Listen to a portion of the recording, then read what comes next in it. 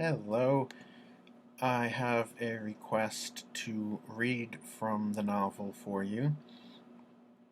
And since we have the whole gamut here of people who are just starting out reading it, people in chapter 4, people who have read the entire book, I am choosing chapter 2 to read from because I think that's around where the majority of people are finishing up chapter 1. So, Dracula by Bram Stoker, chapter 2. Jonathan Harker's journal continued. 5 May. I must have been asleep, for certainly if I had been fully awake, I must have noticed the approach of such a remarkable place. In the gloom, the courtyard looked of considerable size, and as several dark ways led from it under great round arches, it perhaps seemed bigger than it really is. I have not yet been able to see it by daylight. When the caleche stopped, makes me go back and see what did I read. Caleche, I have no idea what a caleche is. Context clues, I can tell that it's probably some sort of carriage. I just looked it up before I read this, and it is apparently a two-wheeled carriage. So, back to the story. When the caleche stopped, the driver jumped down and held out his hand to assist me to alight. Again, I could not but notice his prodigious strength. His hand actually seemed like a steel vice that could have crushed mine if he had chosen. Then he took my traps, what does that mean? Then he took my traps. Okay, that's I believe, an old way of saying my things, my luggage, my trappings. I'm pretty sure that's what traps means. Alright, now we can go on knowing what I have just read. Then he took my traps and placed them on the ground beside me as I stood close to a great door, old and studded with large iron nails, and set in a projecting doorway of massive stone. I could even see in the dim light that the stone was massively carved, but that the carving had been much worn by time and weather. As I stood, the driver jumped again into his seat and shook the reins. The horses started forward, and trap and all disappeared down one of the dark openings. I stood in silence where I was, for I did not know what to do. Of bell or knocker there was no sign. Through these frowning walls and dark window openings, it was not likely that my voice could penetrate. The time I waited seemed endless, and I felt doubts and fears crowding upon me. What sort of place had I come to? And among what kind of people? What sort of grim adventure was it on which I had embarked? Was this a customary incident in the life of a solicitor's clerk, sent out to explain the purchase of a London estate to a foreigner? Solicitor's clerk. Mina would not like that.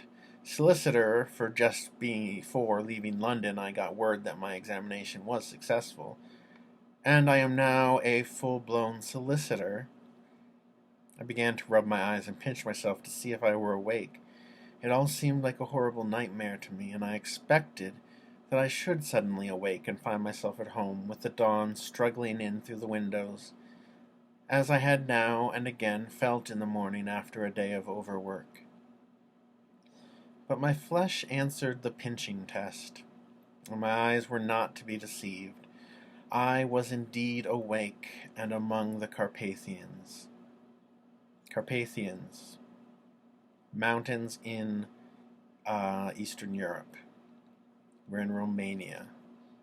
Alright, that helps. All I could do now was to be patient and to wait the coming of morning.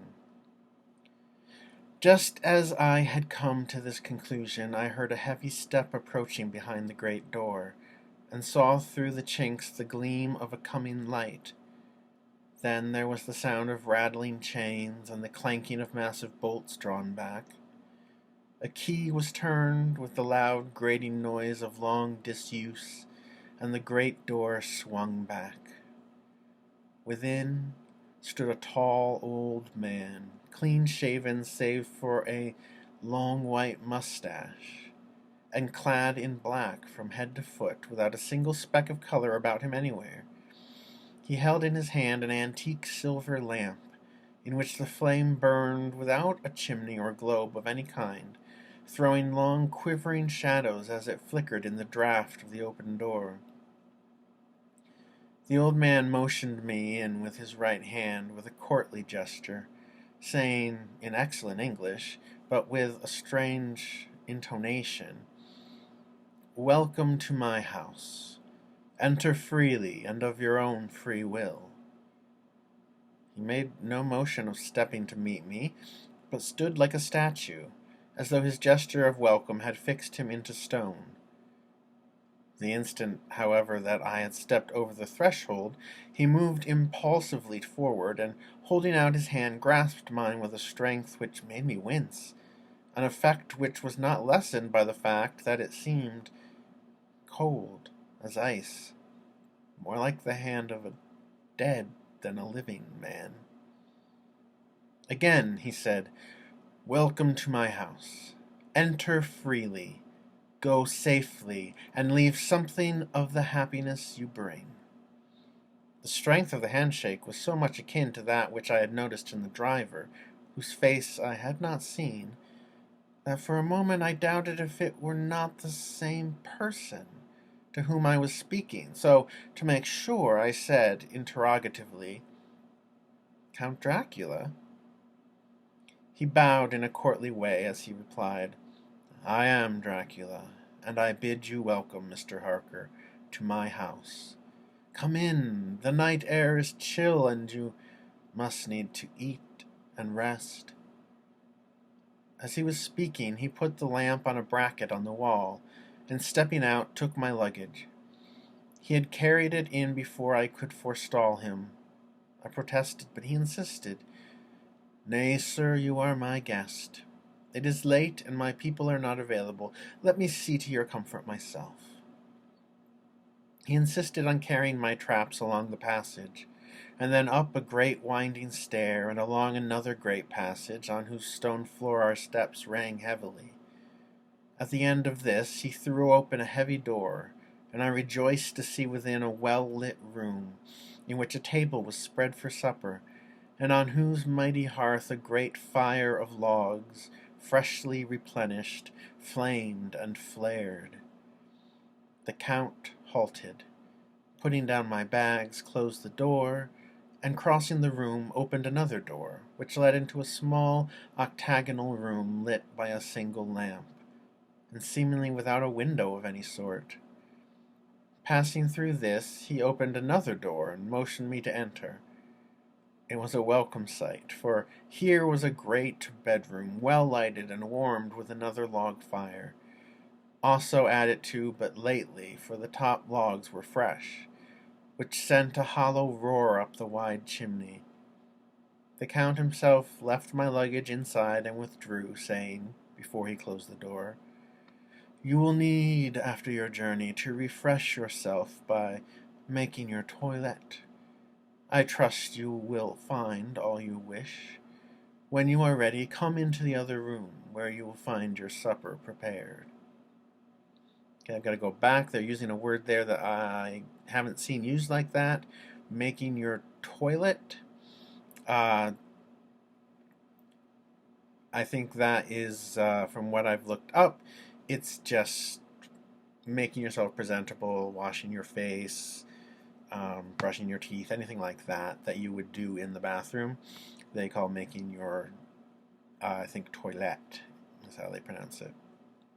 All right, back we go. The light and warmth and the Count's courteous welcome seemed to have dissipated all my doubts and fears.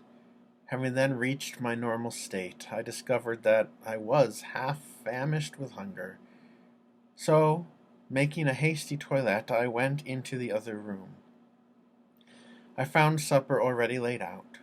My host, who stood on one side of the great fireplace, leaning against the stonework, made a graceful wave of his hand to the table and said, "I pray you, be seated and sup how you please.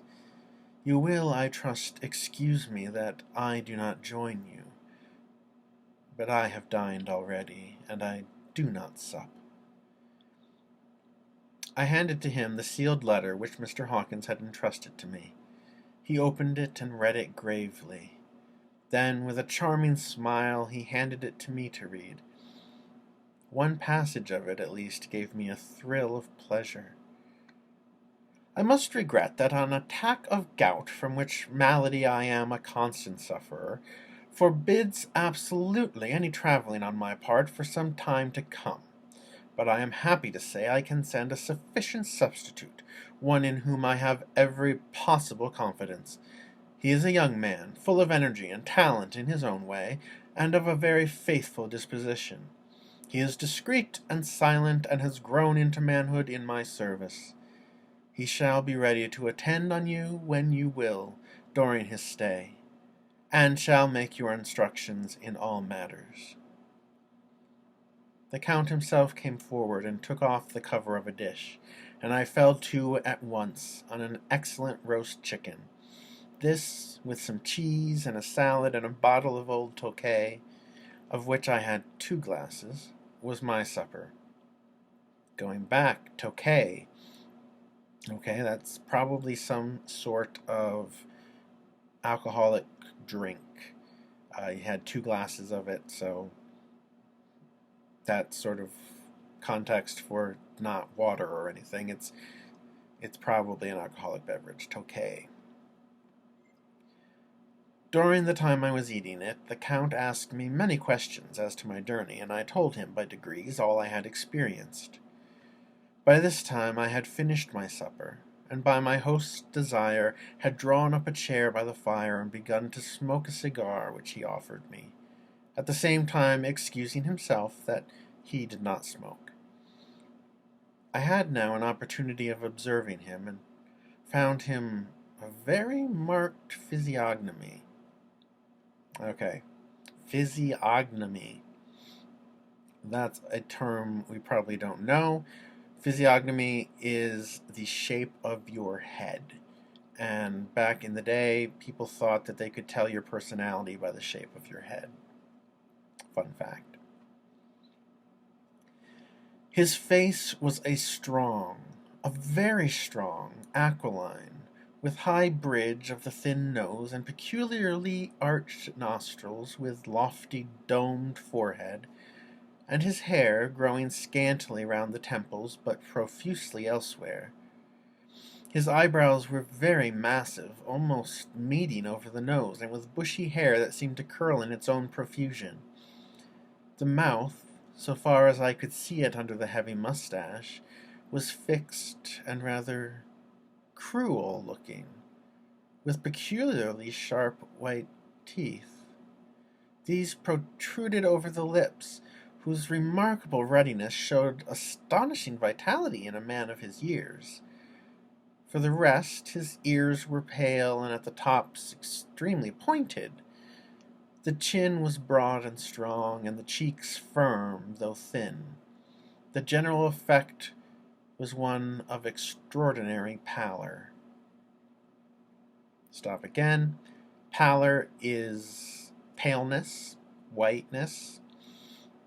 But what I find really interesting, and we'll be talking about visualization in an upcoming lesson, but so much info here to visualize what he looks like, and it's not like any Dracula that I've ever seen. He's got this huge mustache and these bushy eyebrows that are like a unibrow, and lots of gray hair. It's not what we normally think of as Dracula, but this is the first account of Dracula in a literary form, so is this one different, or are the ones that have come after it different? Interesting question. Okay, back in. Hitherto I had noticed the backs of his hands as they lay on his knees in the firelight, and they had seemed rather white and fine. But seeing them now close to me, I could not but notice that they were rather coarse, broad, with squat fingers. Strange to say, there were hairs in the center of the palm. The nails were long and fine and cut to a sharp point. As the Count leaned over me and his hands touched mine, I could not repress a shudder. It may have been that his breath was rank, but a horrible feeling of nausea came over me, which, do what I would, I could not conceal. The Count, evidently noticing it, drew back, and with a grim sort of smile, which showed more than he had yet done, his protuberant teeth, protuberant meaning sticking out, sat himself again on his own side of the fireplace. We were both silent for a while, and as I looked towards the window, I saw the first dim streak of the coming dawn. There seemed a strange stillness over everything, but as I listened, I heard, as if from down below in the valley, the howling of many wolves. The Count's eyes gleamed, and he said, "Listen to them, the children of the night. What music they make." Seeing, I suppose, some expression in my face strange to him, he added, "Ah, sir, you dwellers in the city cannot enter into the feelings of the hunter." Then he rose and said, "But you must be tired. Your bedroom is all ready, and tomorrow you shall sleep as late as you will. I have to be away till the afternoon, so sleep well and dream well." With a courteous bow, he opened for me himself the door to the octagonal room, and I entered my bedroom. I am all in a sea of wonders. I doubt, I fear, I think strange things which I dare not confess to my own soul. God keep me, if only for the sake of those dear to me. 7 May. It is again early morning, but I have rested and enjoyed the last 24 hours. I slept till late in the day and awoke of my own accord. When I had dressed myself, I went into the room where we had supped and found a cold breakfast laid out, with coffee kept hot by the pot being placed on the hearth. There was a card on the table, on which was written, "I have to be absent for a while. Do not wait for me. D." I set to and enjoyed a hearty meal. When I had done, I looked for a bell so that I might let the servants know I had finished, but I could not find one. There are certainly odd deficiencies in the house, considering the extraordinary evidences of wealth which are round me. The table service is of gold, and so beautifully wrought that it must be of immense value. The curtains and upholstery of the chairs and sofas and the hangings of my bed are of the costliest and most beautiful fabrics, and must have been of fabulous value when they were made, for they are centuries old, though in excellent order. I saw something like them in Hampton Court, but they were worn and frayed and moth-eaten. But still, in none of the rooms is there a mirror. There is not even a toilet glass on my table, and I had to get the little shaving glass from my bag before I could either shave or brush my hair.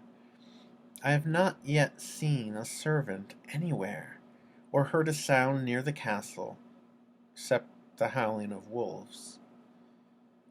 Some time after I had finished my meal, I do not know whether to call it breakfast or dinner, for it was between 5 and 6 o'clock when I had it, I looked about for something to read, for I did not like to go about the castle until I had asked the Count's permission. There was absolutely nothing in the room, book, newspaper, or even writing materials, so I opened another door in the room and found a sort of library. The door opposite mine I tried, but found locked. In the library I found, to my great delight, a vast number of English books, whole shelves full of them, and bound volumes of magazines and newspapers. A table in the center was littered with English magazines and newspapers, though none of them were of very recent date. The books were of the most varied kind: history, geography, politics, political economy, botany, geology, law, all relating to England and English life and customs and manners. There were even such books of reference as the London Directory, the Red and Blue Books, Whitaker's Almanacs, the Army and Navy lists, and it somehow gladdened my heart to see it, the Law list. Whilst I was looking at the books, the door opened and the Count entered. He saluted me in a hearty way and hoped that I had had a good night's rest. Then he went on. I am glad you found your way in here, for I am sure there is much that will interest you. These companions, and he laid his hand on some of the books, have been good friends to me, and for some years past, ever since I had the idea of going to London, have given me many, many hours of pleasure. Through them I have come to know your great England, and to know her is to love her. I long to go through the crowded streets of your mighty London, to be in the midst of the whirl and rush of humanity, to share its life, its change, its death, and all that makes it what it is. But alas, as yet I only know your tongue through books. To you, my friend, I look that I know it to speak. But, Count, I said, you know and speak English thoroughly. He bowed gravely. I thank you, my friend, for your all too flattering estimate, but yet I fear that I am but a little way on the road I would travel. True, I know the grammar and the words, but yet I know not how to speak them. Indeed, I said, you speak excellently. Not so, he answered. Well, I know that, did I move and speak in your London, none there are who would not know me for a stranger. That is not enough for me. Here I am noble. I am a boyar. A boyar. Don't know that one. I don't have my dictionary next to me. One to look up later. Context, he says he's noble, so it's probably some sort of Romanian nobility title. The common people know me, and I am master, but a stranger in a strange land, he is no one. Men know him not, and to know not is to care not for. I am content if I am like the rest, so that no man stops if he sees me, or pauses in his speaking if he hears my words. Ha ha. Oh.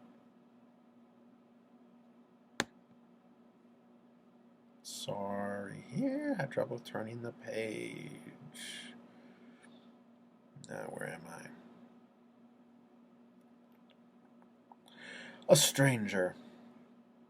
I have been so long master that I would be master still, or at least that none other should be master of me. You come to me not alone as agent of my friend Peter Hawkins of Exeter, to tell me all about my new estate in London. You shall, I trust, rest here with me a while, so that by our talking I may learn the English intonation, and I would that you would tell me when I make an error, even of the smallest, in my speaking. I am sorry that I had to be away so long today, but you will, I know, forgive one who has so many important affairs in hand. Of course I said all I could about being willing, and asked if I might come into that room when I chose. He answered, yes, certainly, and added, you may go anywhere you wish in the castle, except where the doors are locked, where of course you will not wish to go. There's reason that all things are as they are, and did you see with my eyes and know with my knowledge, you would perhaps better understand. I said I was sure of this, and then he went on. We are in Transylvania, and Transylvania is not England. Our ways are not your ways, and there shall be to you many strange things. Nay, from what you have told me of your experiences already, you know something of what strange things there may be. This led to much conversation, and as it was evident that he wanted to talk, if only for talking's sake, I asked him many questions regarding things that had already happened to me or come within my notice. Sometimes he sheered off the subject, or turned the conversation by pretending not to understand. But generally he answered all I asked most frankly. Then, as time went on and I had got somewhat bolder, I asked him of some of the strange things of the preceding night, as for instance, why the coachman went to the places where he had seen the blue flames. He then explained to me that it was commonly believed that on a certain night of the year, last night, in fact, when all evil spirits are supposed to have unchecked sway, a blue flame is seen over any place where treasure has been concealed. That treasure has been hidden, he went on, in the region, though which you came last night, there can be but little doubt. For it was the ground fought over for centuries by the Wallachian, the Saxon, and the Turk. Why, there is hardly a foot of soil in all this region that has not been enriched by the blood of men, patriots, or invaders. In the old days there were stirring times when the Austrian and the Hungarian came up in hordes, and the patriots went out to meet them, men and women, the aged and the children too, and waited their coming on the rocks above the passes, that they might sweep destruction on them with their artificial avalanches. When the invader was triumphant, he found but little, for whatever there was had been sheltered in the friendly soil. But how, said I, can it have remained so long undiscovered, when there is a sure index to it if men will but take the trouble to look? The Count smiled, and as his lips ran back over his gums, the long, sharp, canine teeth showed out strangely. He answered, Because your peasant is at heart a coward and a fool. Those flames only appear on one night, and on that night no man of this land will, if he can help it, stir without his doors. And, dear sir, even if he did, he would not know what to do. Why, even the peasant that you tell me of, who marked the place of the flame, would not know where to look in daylight, even for his own work. Even you would not, I dare be sworn, be able to find these places again. There you are right, I said. I know no more than the dead where even to look for them. Then we drifted into other matters. Come, he said at last, tell me of London, and of the house which you have procured for me.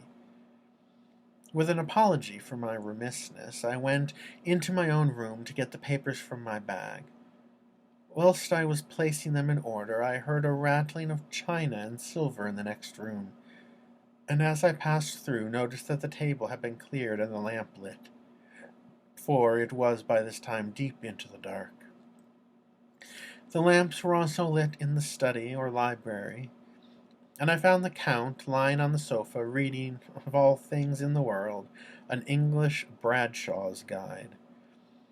When I came in, he cleared the books and papers from the table, and with him I went into plans and deeds and figures of all sorts. He was interested in everything, and asked me a myriad questions about the place and its surroundings. He clearly had studied beforehand all he could get on the subject of the neighborhood, for he evidently at the end knew very much more than I did.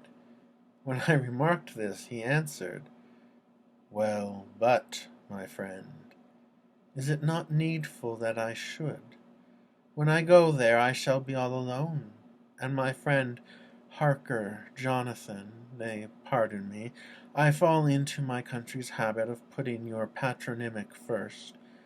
My friend Jonathan Harker will not be by my side to correct and aid me. He will be in Exeter, miles away, probably working at papers of the law with my other friend, Peter Hawkins. So, we went thoroughly into the business of the purchase of the estate at Purfleet. When I had told him the facts and got his signature to the necessary papers and had written a letter with them ready to post to Mr. Hawkins, he began to ask me how I had come across so suitable a place. I read to him the notes which I had made at the time and which I inscribe here.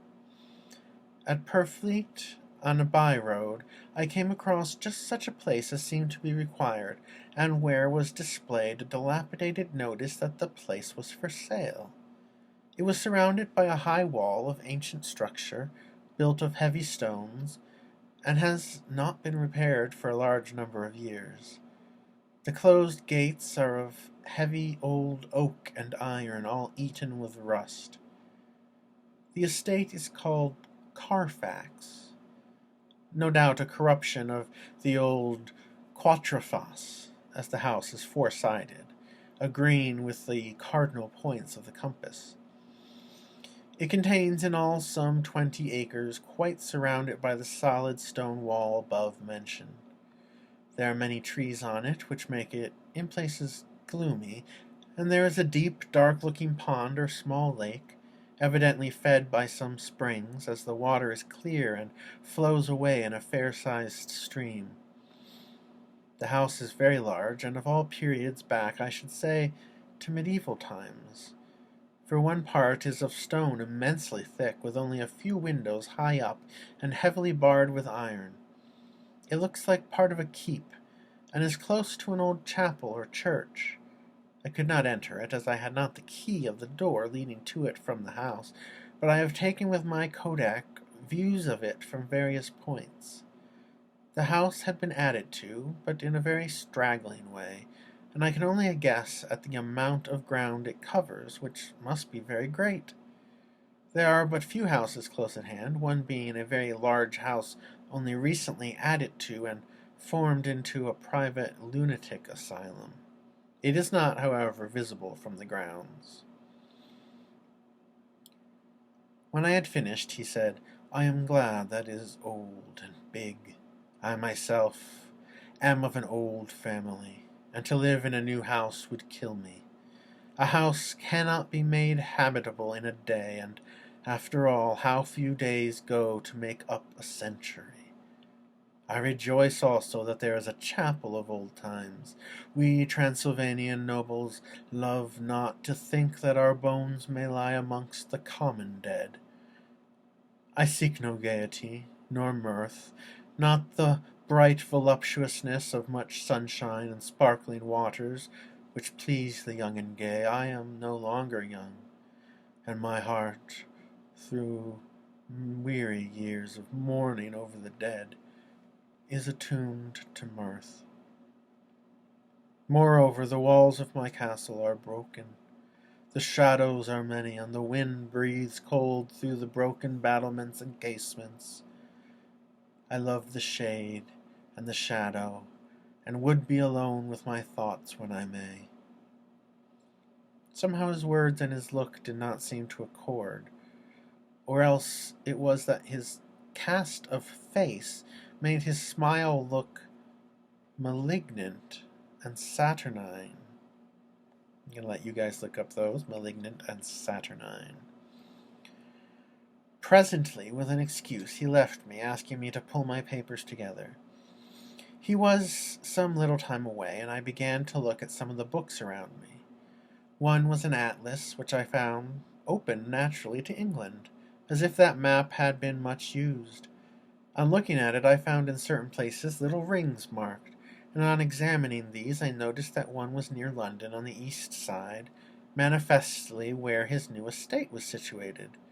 The other two were Exeter and Whitby on the Yorkshire coast. It was the better part of an hour when the Count returned. "Aha," he said, "still at your books. Good. But you must not work always. Come, I am informed that your supper is ready."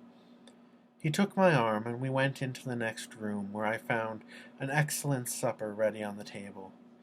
The Count again excused himself, as he had dined out on his being away from home. But he sat, as on the previous night, and chatted whilst I ate. After supper I smoked, as on the last evening, and the Count stayed with me, chatting and asking questions of every conceivable subject, hour after hour.